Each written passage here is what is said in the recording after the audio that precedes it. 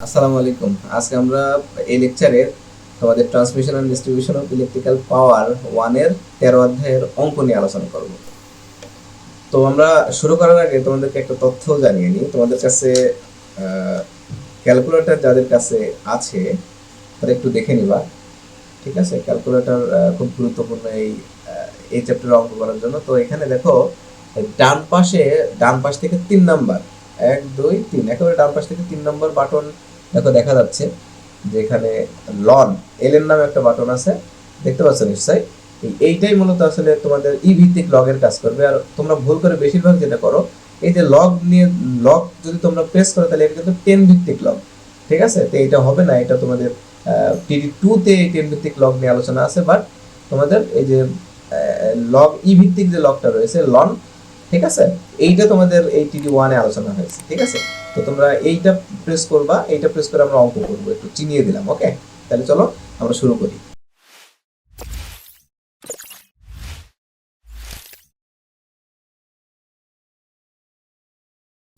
আচ্ছা, আমরা দেখতে পাচ্ছি 13 অধ্যায় এখানে পিডিএফ দেখা যাচ্ছে যে পরিবহন লাইনের ইন্ডাকট্যান্সের প্রভাব। আমরা গতদিন এই প্রমাণটা করেছিলাম গত লেকচারে। যারা গত লেকচারটা দেখোনি তো চট করে উপরে আই বাটন থেকে একটু দেখে আসো, ততক্ষণে আমরা শুরু করি। আমরা তোমাদেরকে হোমওয়ার্ক দিয়েছিলাম, 3টা সূত্র দিয়ে রেখেছিলাম তোমাদেরকে হোমওয়ার্ক। যারা করেছো তাদের জন্য অঙ্কটা খুবই সহজ হবে, যারা করোনি এখন একটু দেখে নাও, কোনো ব্যাপার না। তো এই অধ্যায়ের গুরুত্বপূর্ণ কিছু সূত্র যেটা দিয়েছিলাম, আমরা দেখেছিলাম যে সিঙ্গেল ফেজ লাইনের ইন্ডাকট্যান্স যেটা হবে 1+4 লগ ই। ই বলতে এখানে ই ভিত্তিক লগ, এটাই হচ্ছে সেই লন যেটা আমি দেখালাম কিছুক্ষণ আগে। লন ডি বাই আর, ডি বলতে এখানে ডিস্টেন্স, আর আর বলতে এখানে ব্যাসার্ধ বোঝাই, radius, into 10⁻⁷ henry per metre. আর থ্রি ফেজের সাথে সিঙ্গেল ফেজের শুধুমাত্র একটাই পার্থক্য, সেটা হচ্ছে সিঙ্গেল ফেজের যা হবে থ্রি ফেজে তার অর্ধেক করে দেবো, ব্যাস শেষ। এখানে রয়েছে 1 এর অর্ধেক হচ্ছে হাফ বা 0.5 করে দেবো। আর এখানে রয়েছে 2 লগ আমরা দেবো, এখানে রয়েছে 4 লগ আমরা দেবো কি 2 লগ, জাস্ট 4টাকে 2 করে দিলে আমাদের হয়ে যাবে আলটিমেটলি। এটা হলো। আর আমরা জানি, দেখেছিলাম যে গড় দূরত্ব d = √d1 × d2 × d3। আমরা অঙ্ক করলে আরো বুঝতে পারবো, আশা করি তোমরা বুঝে ফেলেছো এতক্ষণে। তো চলো আমরা সরাসরি অঙ্কে চলে যাই। ঠিক আছে, এখানে একটা সমস্যা আমরা দেখতে পাচ্ছি, একটি সিঙ্গেল ফেজ লাইনের দুটি সমান্তরাল কন্ডাক্টর 4 মিটার দূরত্বে অবস্থান করছে। কত মিটার বন্ধুরা? 4 মিটার। এদের প্রতিটির ব্যাস 2.2 সেন্টিমিটার হলে লাইনের প্রতি কিলোমিটারের লুপ ইন্ডাকট্যান্স কত? এখানে কথা আছে প্রতি কিলোমিটারের। এটা খুবই ইম্পর্টেন্ট একটা কথা, কারণ ভুলটা এই জায়গায় হবে, আর টিচার কিন্তু এই জায়গায় দেখবে যে তুমি ঠিক করেছো কিনা।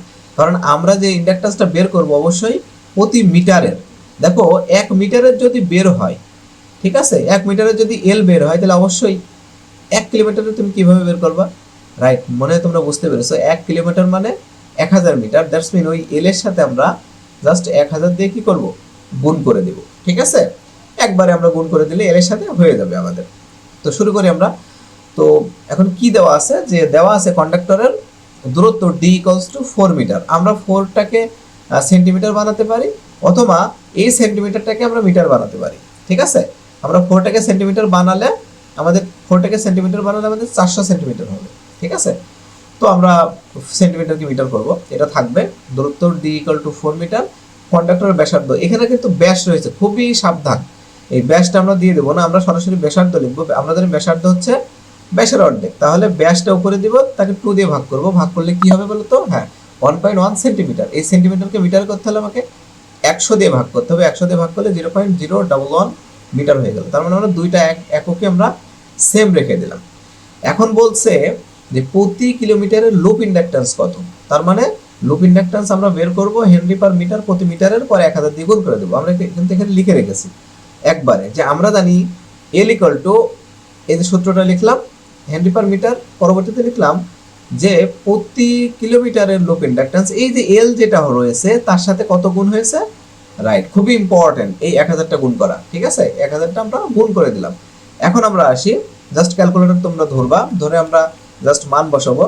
যে এখানে আমরা ব্র্যাকেট দেব, দেখো 1+4 লগ ই উপরে আছে 4 আর নিচে আছে 0.011 bracket close into 10 to the power -7 into 1000। এখন আমি ঠিক যেভাবে তোমাকে বলবো ঠিক সেভাবে তোমরা ক্যালকুলেশন করবা। তাহলে ready to use the calculator. তোমরা প্রথমে একটা ব্র্যাকেট প্রেস করো। এই যে আমি ফার্স্ট ব্র্যাকেট প্রেস করলাম, পরে 1 প্লাস, এই যে ব্র্যাকেট প্রেস করলাম, পরে 1 প্লাস 4 দাও, 1 প্লাস 4 এই যে লন, তোমরা লন বাটনটা প্রেস করো, লন, এটা হচ্ছে লন।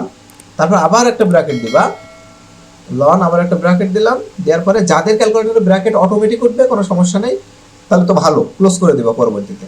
আবার যাদের উঠবে না তাদের লনের পরে একটা ব্র্যাকেট দিয়ে দিবা, দিয়ে ডি এর মানটা বসে, ডি মানে কি 4, এবার ডিভাইডেড বাই মানে ভাগ 0.011 দিয়ে এবার লনেরটা আমরা ক্লোজ করলাম, লনের ব্র্যাকেটটা। তার মানে আমরা দিলাম, আমি দেখো পাশে লিখে দিচ্ছি 4 ভাগ 0.011 দিয়ে ব্র্যাকেট ক্লোজ করো।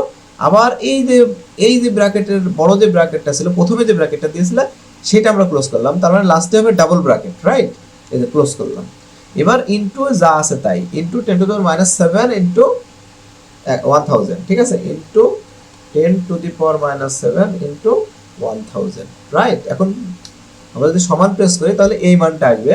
দেখো বন্ধুরা, যাদের হয়ে গেছে আমাদের এই মানের সাথে তাদেরকে congratulation, right? 2.458 into 10 to the power -3 Henry. এখন আমরা এটাকে যদি মিলি হেনরিতে কনভার্ট করতে যাই তাহলে আমরা জানি 10 টু দি পাওয়ার -3 মানে মিলি, ঠিক আছে? তো ওইটা থেকে আমরা মিলিয়ে দিতে পারি, আর বাকি এই যে সামনেরটা বসে গেল। এটা খুবই সহজ একটা বিষয়। তাহলে আশা করি তোমরা বুঝতে পেরেছো। আর একটা বিষয় একটু দেখে নিতে পারো, যে যদি আমরা 10 to the power -6 K replace করতে চাই, এটা মাইক্রো দ্বারা রিপ্লেস করা যায়। 10 to the power -3 K replace করলে এটা মিলি দ্বারা রিপ্লেস করা যায়। আবার 10 টু দি পাওয়ার শুধু 6 মানে +6 কে আমরা যদি রিপ্লেস করি, এটা মেগা দ্বারা রিপ্লেস করা যায়। আবার 10 টু দি পাওয়ার শুধু 3 কে যদি আমরা রিপ্লেস করি তাহলে এটাকে কিলো দ্বারা রিপ্লেস করা যায়। তাহলে আজকের লেকচার এই পর্যন্তই। তোমরা প্র্যাকটিস করতে থাকবে এই জাতীয় লেকচারগুলো। পরবর্তী লেকচার আমরা 3 ফেজ নিয়ে কথা বলবো এবং এই চ্যাপ্টারের সকল ম্যাথগুলো আমরা দেখে ফেলবো। তো আশা করি তোমরা বিষয়টা বুঝতে পেরেছো। তো ভালো থাকো, সুস্থ থাকো এবং দেখতে থাকো আমাদের ইউটিউব চ্যানেল। আসসালামু আলাইকুম ওয়া রাহমাতুল্লাহি ওয়া বারাকাতুহু।